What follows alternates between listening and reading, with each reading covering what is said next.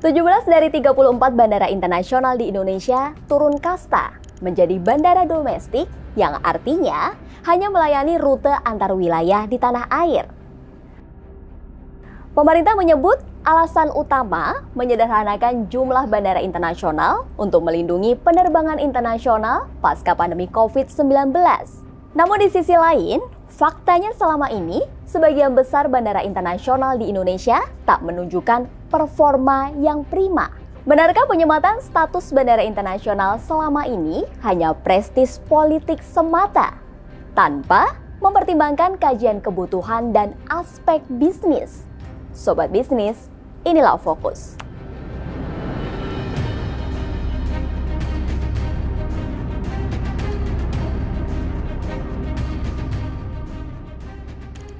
Jumlah kunjungan wisatawan mancanegara yang masuk ke Indonesia melalui 17 bandara internasional yang dicabut statusnya sangat sedikit.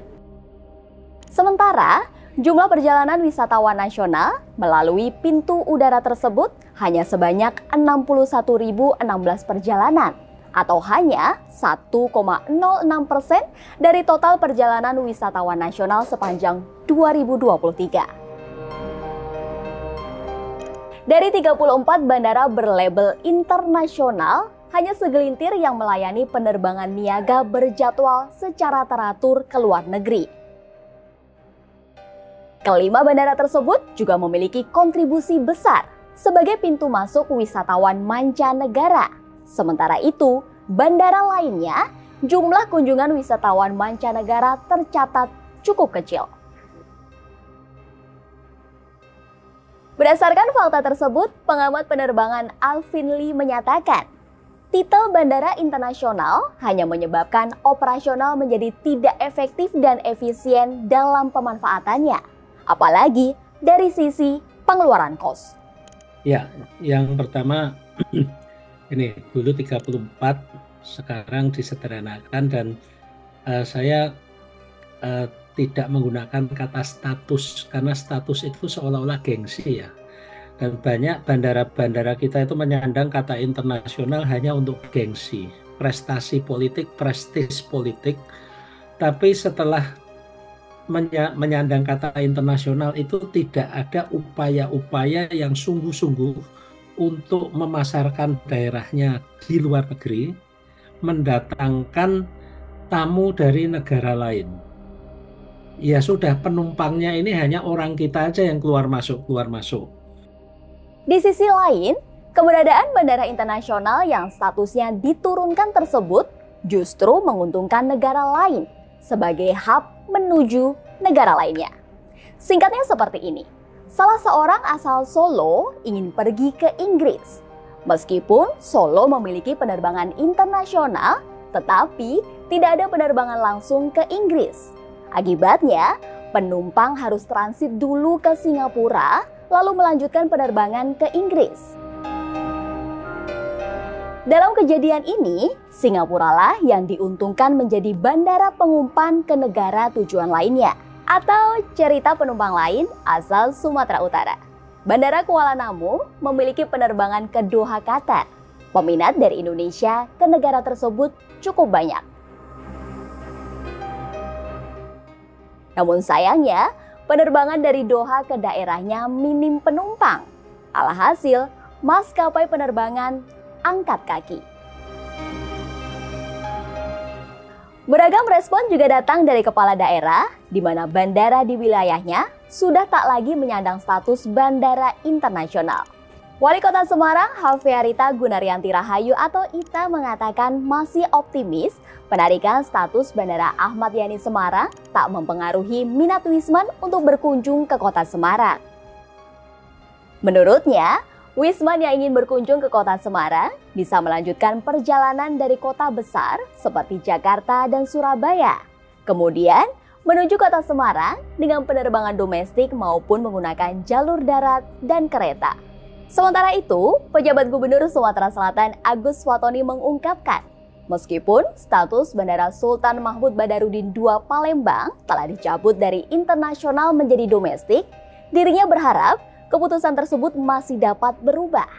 Fatoni menjelaskan, tengah mengupayakan pembukaan kembali penerbangan internasional di SCB 2 Palembang, serta pembahasan reaktivasi Bandara Gatot Subroto Waikanan melalui koordinasi dengan Menteri Perhubungan.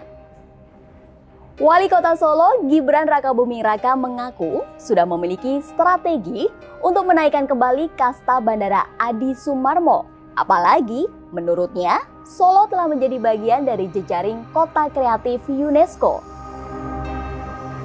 Usai menyederhanakan jumlah bandara internasional, Kementerian Perhubungan berdalih telah menyiapkan konsep baru bagi bandara-bandara domestik agar menjadi hub atau pengumpan internasional di negara sendiri.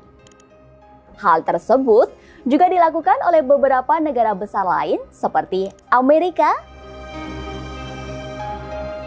China, dan India. Contohnya Amerika Serikat, dengan penduduk 399,9 juta, hanya mengelola 18 bandara internasional dari 2.000 bandara yang ada. Bandara tersebut kemudian didesain terhubung secara mudah ke bandara-bandara lain yang non-internasional. Meski tak melayani penerbangan internasional, namun bandara domestik pada prinsipnya tetap dapat melayani penerbangan luar negeri dengan syarat untuk kepentingan tertentu secara temporer atau sementara. Misalnya saja agenda kenegaraan, kegiatan atau acara yang bersifat internasional, embarkasi dan debarkasi haji, serta penanganan bencana. Ketua Umum Asosiasi Maskapai Penerbangan Nasional Indonesia, Denon Prawiratmadja menyatakan, dengan pola penerbangan point-to-point dapat meningkatkan konektivitas transportasi udara dan pemerataan pembangunan. Pola hub and spoke juga akan berdampak pada peningkatan efektivitas dan efisiensi bisnis penerbangan nasional. Melalui konsep tersebut, kini waktunya bagi pemerintah daerah yang masih memiliki bandara internasional untuk menjawab tantangan, meningkatkan jumlah wisatawan mancanegara berkunjung ke daerahnya. Alvin Lee menambahkan, bagi daerah-daerah yang memiliki fasilitas bandara internasional untuk dapat menciptakan konektivitas, sehingga kehadiran bandara internasional benar-benar dapat meningkatkan ekonomi daerah itu sendiri serta daerah sekitar. Promosi ini bukan hanya wisata loh. Daya tarik daerah itu kan selain wisata, misalnya potensi perdagangan, potensi industri, ya, potensi pelayanan kesehatan. Ingat, Penang, Malaysia itu daya tariknya bukan wisatanya, tapi orang ke sana untuk berobat. Nah, kemudian juga ada pelayanan pendidikan misalnya. Itu kan juga bisa mendatangkan orang untuk ikut program seminggu, 2 minggu, dan sebagainya. Dan di Indonesia kita kan ada juga yang ziarah misalnya. Kenapa kita tidak pasarkan keluar? Belajar dari penertiban status bandara internasional di negara lain yang menjadikan bandara sebagai hub atau pengumpan internasional di negara sendiri, mampukah Indonesia mencontoh keberhasilan tersebut